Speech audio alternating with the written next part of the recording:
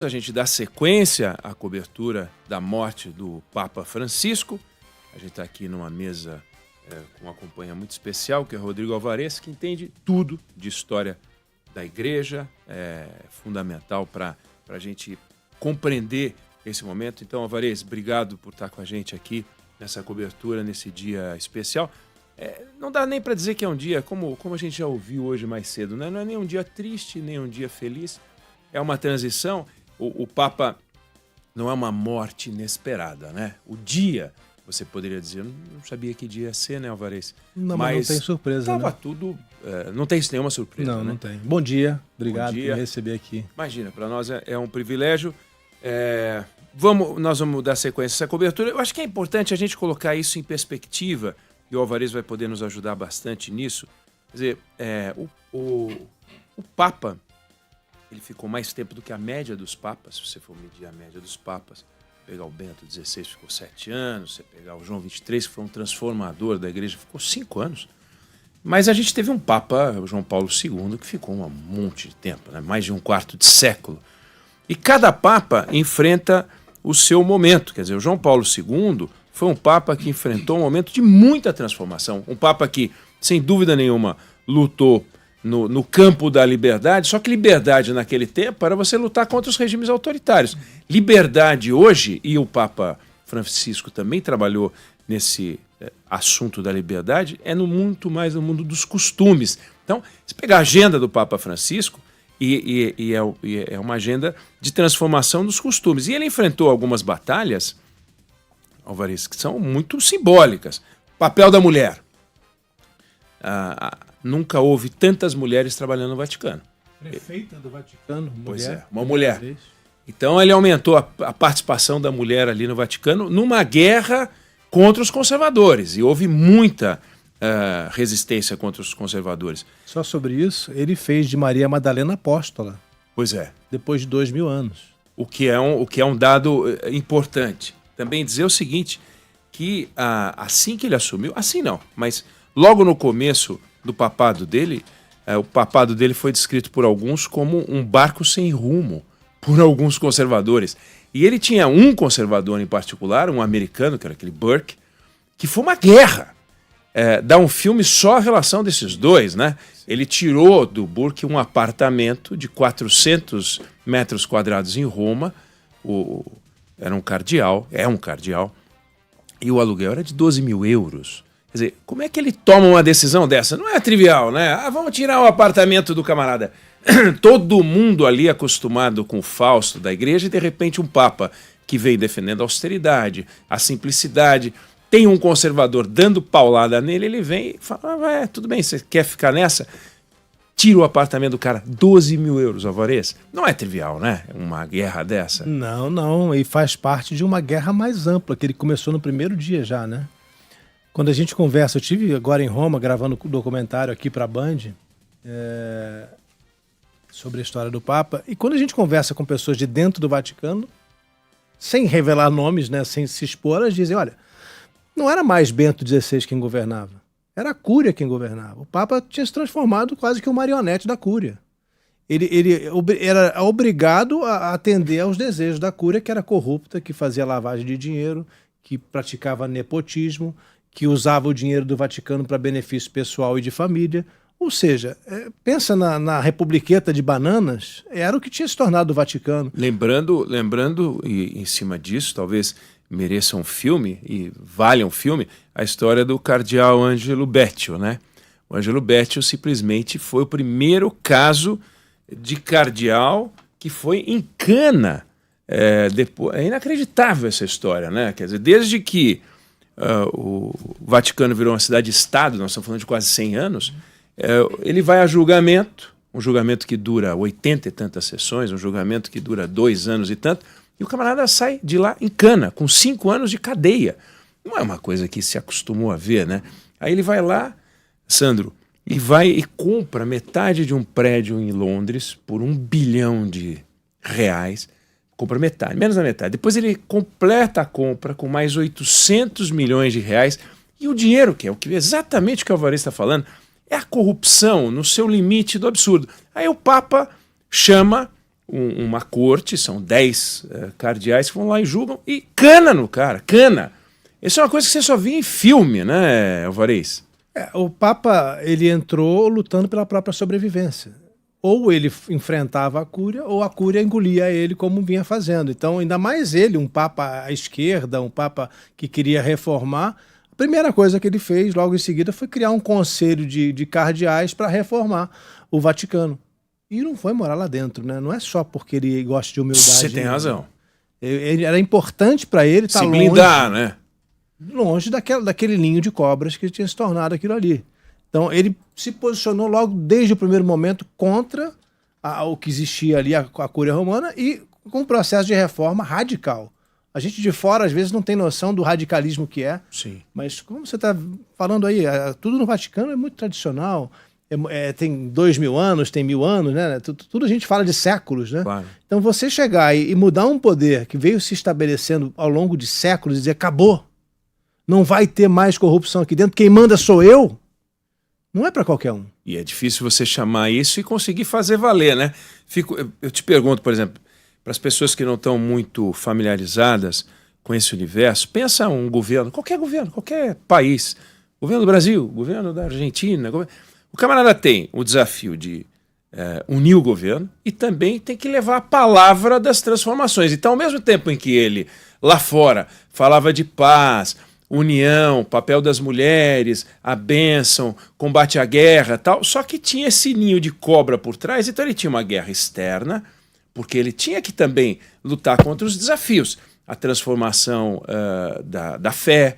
Você pega, por exemplo, o que era o catolicismo e a força do catolicismo no começo da década, no começo dos anos 2000, e o que se transformou hoje, o peso das outras denominações cristãs, o papel de outras religiões. Ele propôs uma convivência com outras religiões. Isso aí, lá para dentro do Vaticano, eles falam, mas esse cara é doido, né? Então tem o desafio das coisas que ele falava para fora para tentar atrair e transformar, e também o discurso interno, né? O que é interessante, né, você estava falando isso, me fez pensar e lembrar aqui, é que ele só conseguiu isso, porque você falou de outros países, pensar em países, porque o Vaticano não é uma democracia. Exato. Ele tem um poder imperial, total, monárquico. né? Exato. Então, por isso ele conseguiu mudar. Se tivesse um congresso contra o Papa, ele tinha sido empichado. Claro. Não tem a menor dúvida. Eu até pensei muitas vezes, quando é que vão assassinar o Papa? Porque ele anda por aí em carro aberto. Arrumar alguém para matar o Papa, e gente querendo matar o Papa não faltava. O que ele tirou de poder de gente, como você acabou de citar, cardeais que nadavam em dinheiro e benefícios e privilégios, quanta gente não queria se livrar dele? Não tem como tirar o Papa, porque só quando ele morrer, ou se ele renunciasse, né? Não tem impeachment no Vaticano. Claro. Então, ele tinha muito poder, conseguiu por isso, agora me surpreende que nada aconteceu. Agora, ele conseguiu também um feito que ele tem 80% do colégio também, né? Ao mesmo tempo em que ele lutou contra muita resistência, ele conseguiu marcar muitas posições. Hoje em dia, se você fizer a matemática, não sei o que vai acontecer, mas se você fizer a matemática dos votos, ele nomeou pelo menos 80% dos cardeais que vão votar na sucessão dele, não? Mantendo o nosso paralelo com governos, a votação é secreta, número 1. Depois, não tem lealdade partidária. Sim. Ele fez os cardeais. 108, 109, acho que alguns já se aposentou, 108 tem hoje, de um total de 137. Que votam. Mais de 2/3, está tudo certo. Em tese, se tiver lealdade, ele faz o sucessor. Vem aí o Francisco II. Mas não dá. Sabe-se lá, né? Mas não dá. Se vai ser segundo ou se vai ser... Não, sabe-se lá se fará, né? É isso que você está falando. Não acho que tem... A gente não pode pensar matematicamente nem com a lógica racional de um congresso de qualquer país. Não vai funcionar assim, né? Os cardeais têm seus próprios interesses, suas próprias ideologias, né? Visão doutrinária diferente. Isso que é muito importante pensar, né? Francisco desafiou a doutrina. Eu uma vez publiquei uma fala na internet dizendo, olha, com certos atos ele está até mudando o que São Pedro fez. Isso é muito forte para quem é fundamentalista, para quem defende uma ortodoxia lá dos primeiros apóstolos. Ele mudou, ele foi contra São Paulo muitas vezes. Ao longo do papado dele, ele foi desfazendo atos de outros papas, vamos chamar assim, se a gente pudesse chamar São Pedro de papa, né, que ele é conhecido como primeiro Papa. Ele reformou realmente a doutrina nesse sentido. Ele não era um papa doutrinário, estava muito preocupado com o mundo, né, com o resto do mundo, muito preocupado com a sobrevivência da igreja, mas nas questões doutrinárias ele foi justamente onde mais incomodava. A questão de aceitação dos homossexuais, como assim? Essa era a questão principal. Agora, e um dilema, né? Porque ao mesmo tempo que ele defendia a aceitação dos homossexuais, tinha uma frente na Alemanha muito mais radical, que defendia o batismo sem marcação de gênero. Ou seja, na hora que se batizasse uma criança, você não ia colocar o gênero. Ele falou, não, aí também não aceito. Ele defendia a bênção aos homossexuais, mas ele não queria o sacramento. Né? Não confunda com o matrimônio.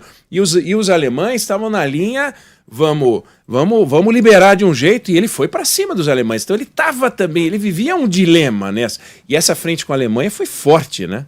Não, é interessante lembrar o seguinte, ele é um bom político, foi um bom político, né? E onde é que ele se formou? Ele se formou no meio da ditadura da Argentina. Exato. Combatendo a ditadura argentina, mas não com tanto. Com muito cuidado, exatamente. Mas não tanto, não pero tanto. no mucho, né? Sempre, opa, peraí, eu vou até aqui.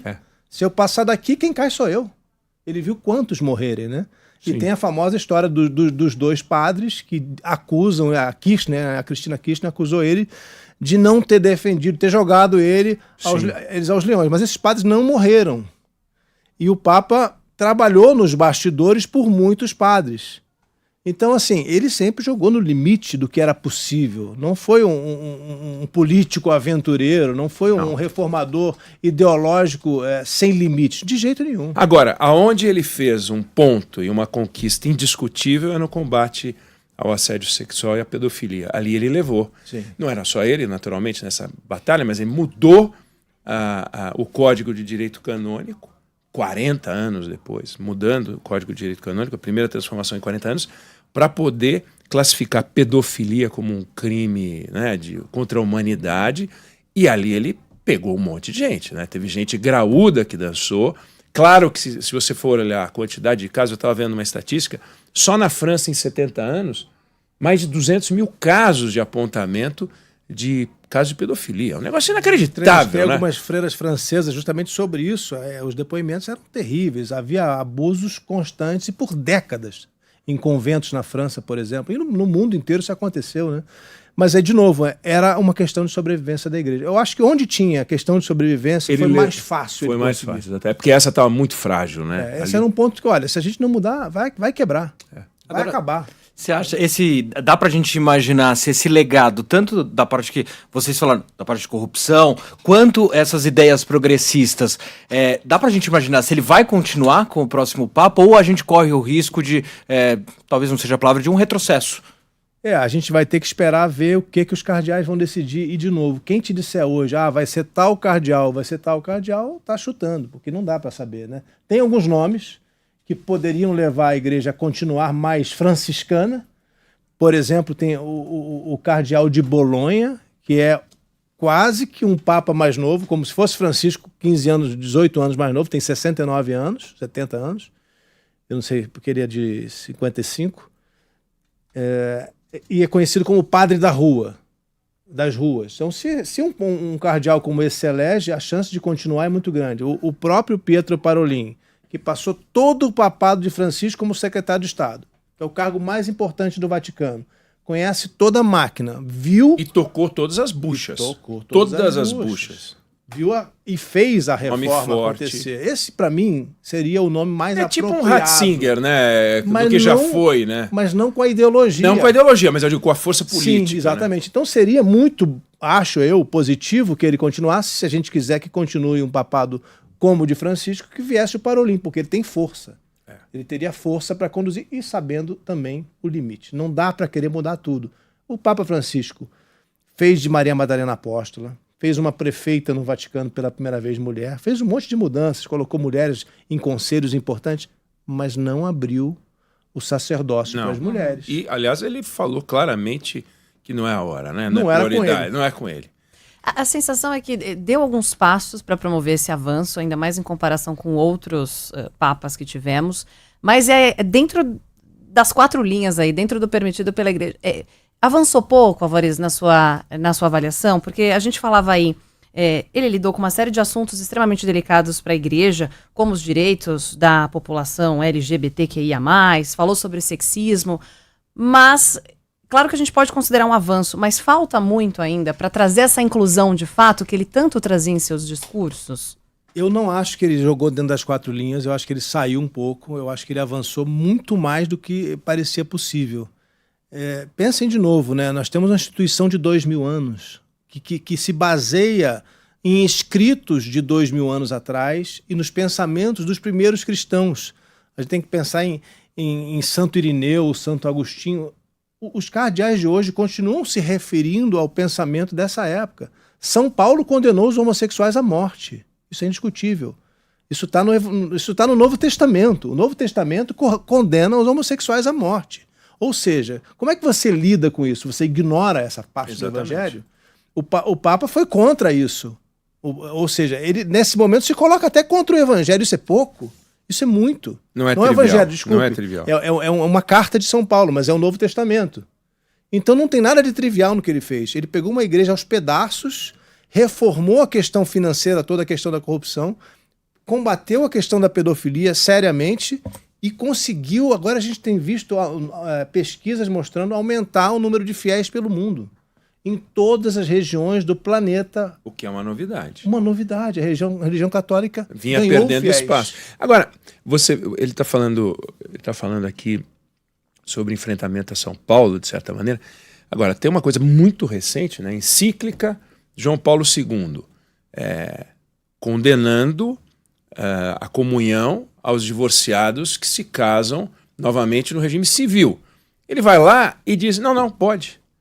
Mas isso ele está falando do Papa de ontem, né? De agora. Ele falou, pode. Quer dizer, ele foi e não era uma encíclica que ele estava decidindo, era uma doutrina contra uma encíclica de pouco tempo atrás, e isso gerou outra frente. Então, quando eu acho que reforçando o que está dizendo Alvarez, Débora, a gente, obviamente, sempre espera grandes transformações monumentais, porque a sociedade vai mudando, mas se a igreja mudar segundo a sociedade, você perde toda a rigidez da igreja. A igreja é lastreada em cima, como disse o Alvarez, de documentos e mais valores e princípios que são impressionantes e muito antigos.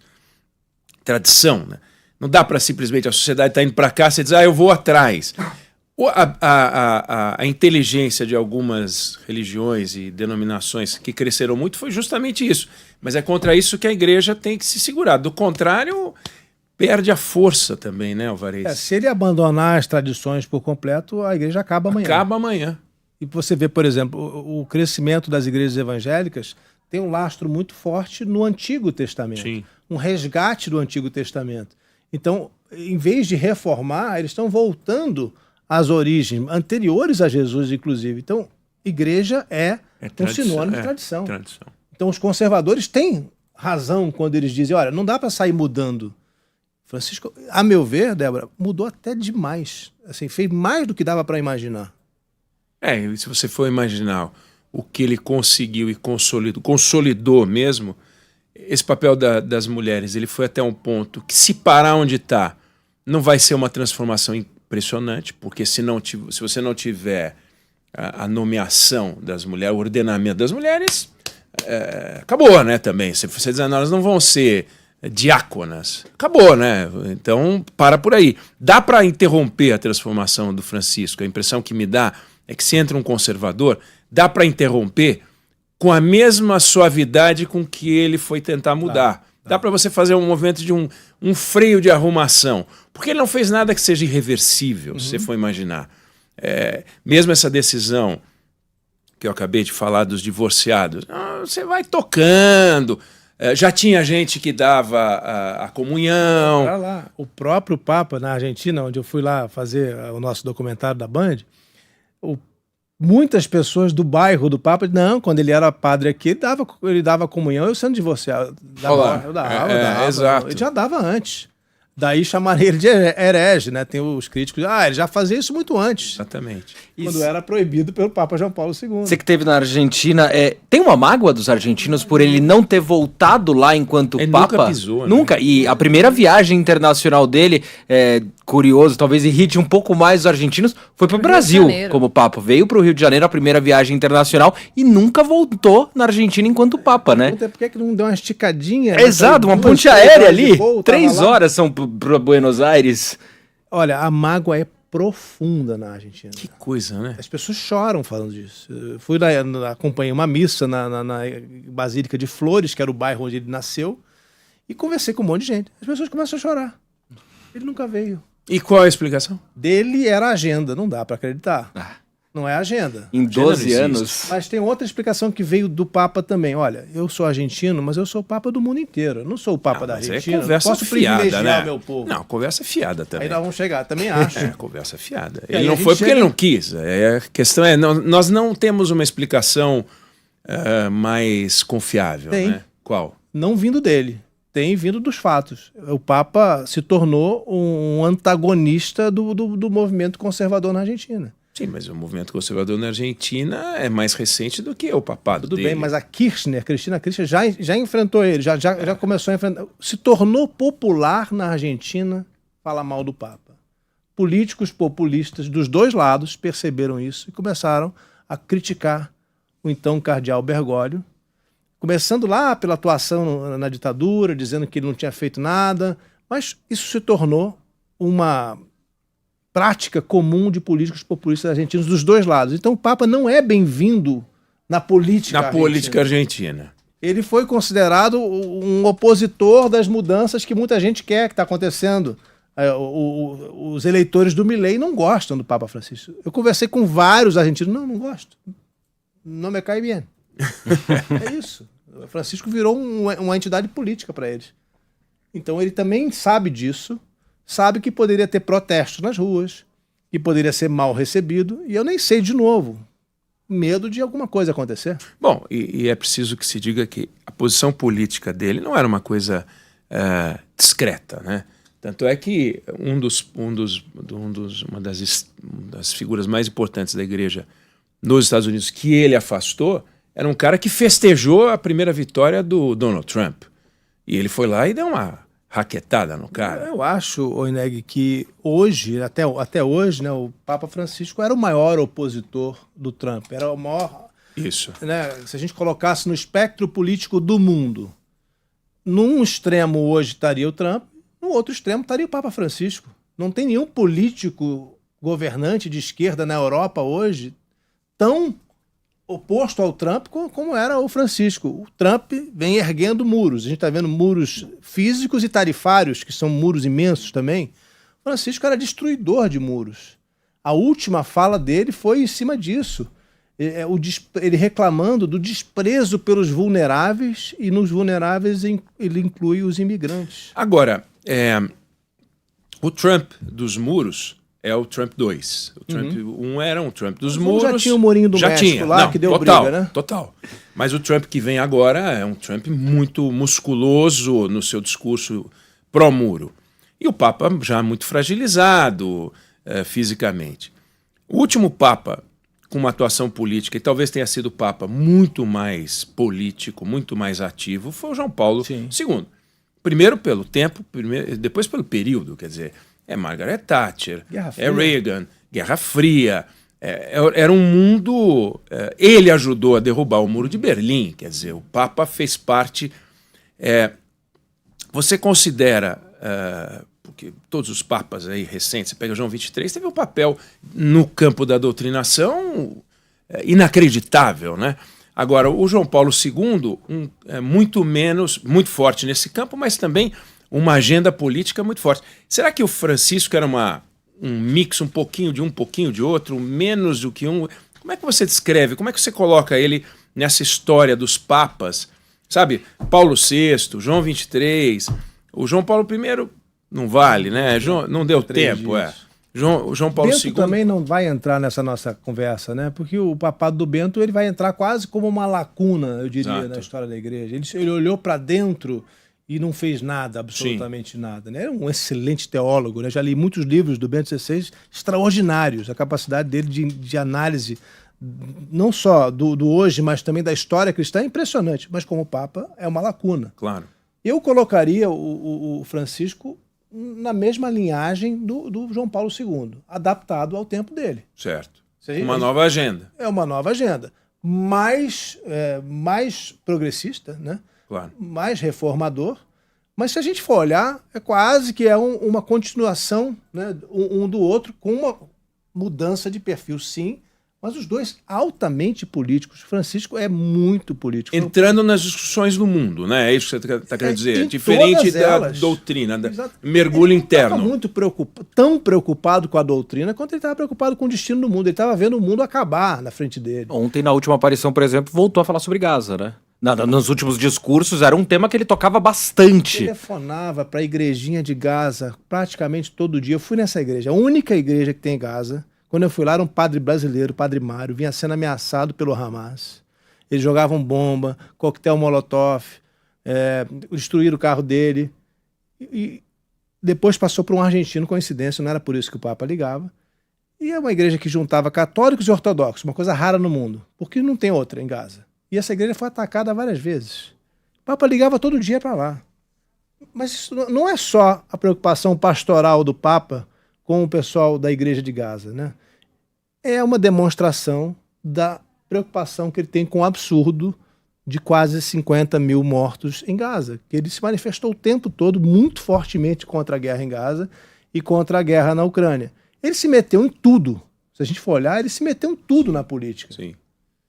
Então, eu acho que a gente pode colocar ele, né, no mesmo patamar do João Paulo II. Sem dúvida nenhuma. E como você falou, na agenda do momento, né? Que envolve participação das mulheres, que envolve combate ao crime, porque a pedofilia e o abuso sexual é um assunto que não é só da igreja, mas se a igreja abençoava ou permitia ou convivia com aquilo era não digo um estímulo, mas quase que um laissez-faire para o resto, né? A pessoa pode fazer normalização.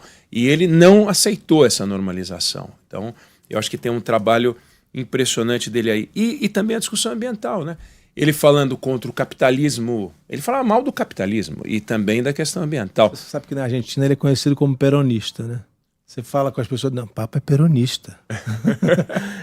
Até, eu não sei se é justa essa afirmação, porque apesar dele ter sido, na Argentina, muito, muito à esquerda, Kirchner, por exemplo, né, os Kirchner que se declaram herdeiros do peronismo foram contra ele. Agora, o Papa tinha, sim, e mais ainda na Argentina, uma tendência muito à esquerda dentro da política, né? E eu ia te falar uma coisa, né, que é interessante, que na Argentina ele tinha umas características totalmente diferentes de quando ele virou Papa. E a mais marcante são duas. Uma é, ele não dava entrevista. Depois ele passou a ser o Papa da imprensa. Ele era o cardeal daqueles caras chatos que dizem não pro repórter na rua, era ele. Não, hoje não. A outra coisa é, ele não sorria. Os argentinos conheciam o Papa, o cardeal Bergoglio, como uma pessoa de cara fechada. Olha que interessante. Totalmente diferente do que a gente viu do papado, né? O simpaticão falador, né? E aí, como é que você explica essa transformação? É até difícil explicar. Agora que eu tenho o poder que eu poderia ter para fazer as mudanças, eu vou sorrir. Ou agora eu preciso conquistar. Eu não sei te dizer. Mas é marcante, você vê imagens da época, é a cara fechada do Papa. Magro e de cara amarrada. Magro, de cara magro. Depois magro ele liberou a comida. Exato. Um médico com quem eu conversei na Argentina, que o Papa de vez em quando ligava para ele para se aconselhar, me disse, olha, chegou um momento que a saúde do Papa estava ficando debilitada, a gente sabe que ele fez uma cirurgia ainda jovem, tirou metade de um pulmão, ele sempre teve uma saúde um pouco debilitada, e esse médico argentino, ele disse o seguinte, olha, o senhor tem 3 coisas a fazer, Papa, para o senhor viver mais tempo e continuar seu trabalho. Primeira coisa, tem que operar o joelho. Se eu tenho um problema no joelho há muitos anos e nunca operou, tem que operar agora. Senão vai ter que andar de cadeira de rodas. O senhor tem que parar de comer tanto. O senhor precisa de um acompanhamento nutricionista. O senhor está engordando muito. O peso com esse joelho não vai dar certo. E vai ter outros problemas. E outros, eu tenho que parar de viajar tanto, parar de fazer tantas aparições públicas, tem que diminuir um pouco, botar o pé no freio. E aí o médico esse, o Nelson Costa, ele disse, o Papa não fez nada do que eu disse para ele.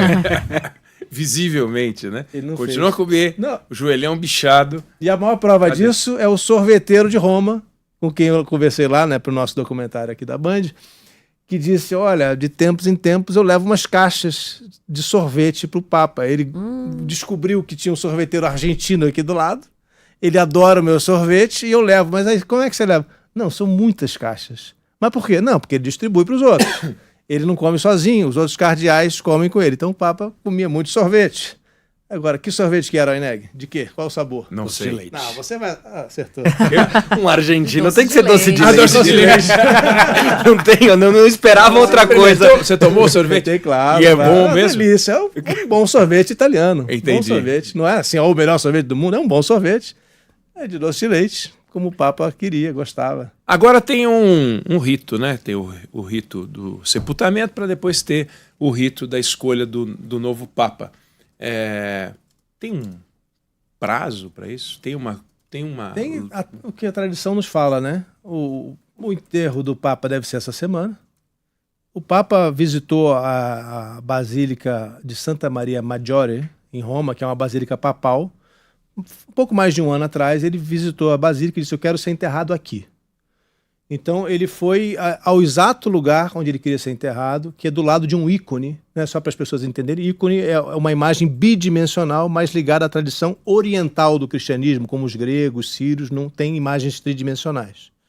Então é um ícone de Maria que tem lá, que é muito sagrado. O Papa sempre rezava diante desse ícone de Maria, tanto quando viajava, quando voltava. Momentos difíceis ele estava lá. Foi lá anteontem. Tá? Ele foi lá, e aí quando ele foi, eu disse, ele já sabe que vai morrer. Porque ele foi visitar o lugar da morte dele de novo agora. Então ele vai ser enterrado numa capela pequena. Você vê lá na Basílica de São Pedro, tem mais de 90 papas lá, ex-papas mortos, né? Ali tem 7, na Basílica de Santa Maria Maior, em Roma também. Tem alguns que têm aqueles túmulos maiores, grandes, que chamam a atenção, mas o Papa já disse, não, eu quero uma pedrinha grudada na parede aqui. a identificação. Do lado de uma portinha. Um lugar nada destacado, mas do lado do ícone de Santa Maria Maior, do ícone de Maria, né, de Nossa Senhora, dentro da igreja. Então, o enterro vai ser lá, a gente já sabe disso. O Papa pediu para não ter tanto luxo, tantos acontecimentos. Ele mudou até o caixão dele, né? Mudou tudo, né? Então, eu imagino que não vai ser colocado em exposição como foi com João Paulo II. Eu imagino que vai ter alguma visitação, mas deve ser mais moderada.